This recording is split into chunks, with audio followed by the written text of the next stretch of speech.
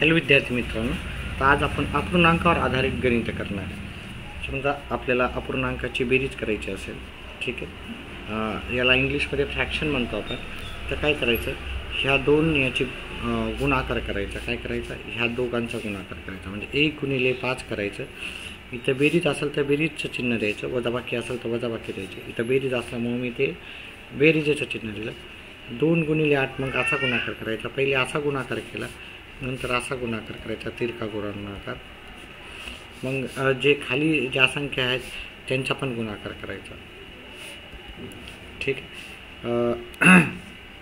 हे झाली 5 × 5, 4 × 2 = 8 आणि 4 × 5 = 20.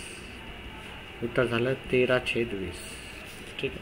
त्याचप्रमाणे समजा मी 1/3 + 1/4 असं घेतलं असेल तर कसं करायचं, हे ह्या दोघांचा मल्टिप्लिकेशन करायचं 1 × 4. मग ह्या दोघांचं मल्टिप्लिकेशन करायचं 1 × 3. नंतर काय करायचं, ह्या दोघांचा गुणाकार करायचा 3 × 4. मग हे 4 × 1 म्हणजे 4 × 1 = 4, 3 × 1 = 3 आणि 3 × 4 = 12. 4 आणि 3 होता 7/12. पुढचा एखादा उदाहरण घेऊ. 3/8 + 4/7 ह्याचा आपल्याला बेरीज करायची असेल तर काय करायचं, ह्या दोघांचं गुणाकार करायचा. असा पहिले असाच करायचा, असा नाही करायचा. 3 गुणिले 7 + 4 गुणिले 8, 4 गुणिले 8. मग खाली 8 गुणिले 7 करायचा, 8 गुणिले 7. मग 3 × 7 = 21. बेरीजेचं चिन्ह आहे तर बेरीजेचं 3 × 8 = 32 आणि 7 × 8 = 56. ह्या दोघांची बेरीज केली आपल्याला होते 53/56. त्याच्यानंतर पुढचा एक प्रश्न घेऊ आपण. 2/13 + 3/13. पहा, जर याचा छेद समान असेल तर मग काय करायचे, आपल्याला अंशाची फक्त बेरीज करायची. 2 + 3/13. गुणाकार तिरका वगैरे करायचा नाही. ठीक आहे. तर छेद समान असेल तर फक्त अंशाची बेरीज करायची. 2 आणि 3 होतात 5/13. त्याचप्रमाणे आपण काही वजाबाकीची उदाहरणं घेऊ. 4/5 - 2/7 असं काही गणित असेल तर काय करायचं. ठीक आहे. ह्या दोघांचा काय करायचा, गुणाकार करायचा. पहिले ह्या दोघांचाच करायचा, वजाबाकी ह्याचा. 7 × 28, 4 गुणिले 7 ह्या दोघांचा गुणाकार केला, मध्ये वजाबाकीचं चिन्ह आणि मग ह्या दोघांचा गुणाकार करायचा 2 गुणिले 5. शेवटी ह्या दोघांचा गुणाकार करायचा 5 गुणिले 7. ह्या दोघांचा गुणाकार येते 28, ह्या दोघांचा गुणाकार येते 10 आणि ह्या दोघांचा गुणाकार 35. आता वजाबाकी केली, इथं वरी 18 येतात, खाली 35 येतात. ठीक आहे. समजा 9/29 आणि 4/29 असं असेल. पहिले पाहायचं छेद समान आहे का. छेद समान आहे तर उत्तर सोपं होतं, फक्त अंशाची वजाबाकी करायची. 9 मधून 4 गेले, 5 उरतात, 29ला 29. हे नेहमी चिन्ह पाहायचं, प्लस आहे का मायनसचं. ठीक आहे. त्याच्यानंतर अजून आपण उदाहरण घेऊ. 4/17 + 9/17. पहा, छेद समान असेल तर काय करायचं, आपल्याला प्लस आहे, प्लस आहे का मायनस आहे ते पण बघायचं. इथे 17 आहे. जर छेद समान असेल तर छेद एकदाच लिहायचा आणि अंशाची बेरीज करायची. 4 आणि 9 झाले, 4 आणि 9 13/17. ठीक आहे. अजून काही प्रश्न आपण सुरुवातीचे जसे घेतले तसे घेऊ. विद्यार्थी मित्रांनो, व्हिडिओ आवडला तर व्हिडिओला लाईक आणि चॅनलला सबस्क्राईब करायचं विसरू नका. चला, 3/8 आहे आणि 1/5 आहे. याचं आपल्याला कसं सॉल्व्ह करतो आपण, असं न घेता आपण असं लिहू. थोडासा तुम्हाला सोपं जाईल, हे की नाही. 3/8 प्लस 1/5.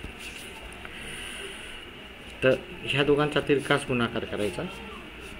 3 गुणिले 5, प्लसचं चिन्ह आहे तर प्लसचं चिन्ह राहू द्यायचं आणि 1 गुणिले 8. आणि दोघांचा छेद समान नसल्यामुळं आपण दोघांचा छेदाचा पण गुणाकार करू.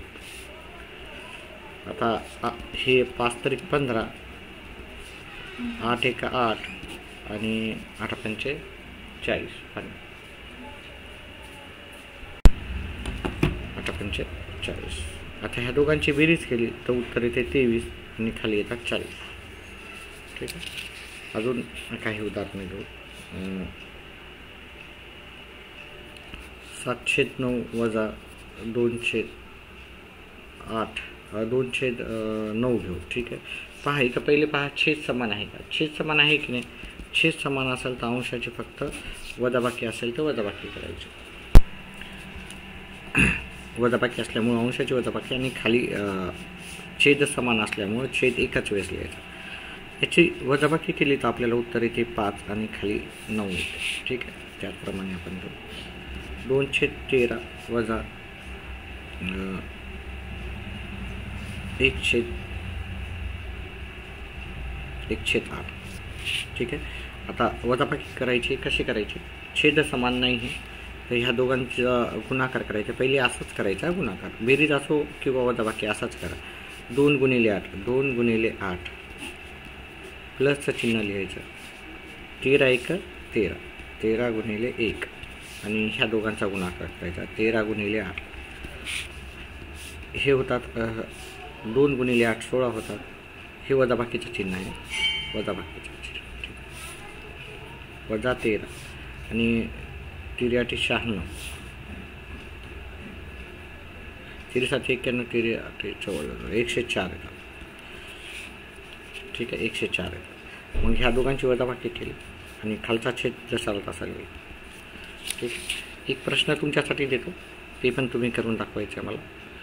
2/7 प्लस 1/3 याचं उत्तर करून दाखवायचं आहे. पुढचा एक प्रश्न घेऊ अजून. व्हिडिओ आवडल्यास व्हिडिओला लाईक आणि चॅनलला सबस्क्राईब करा.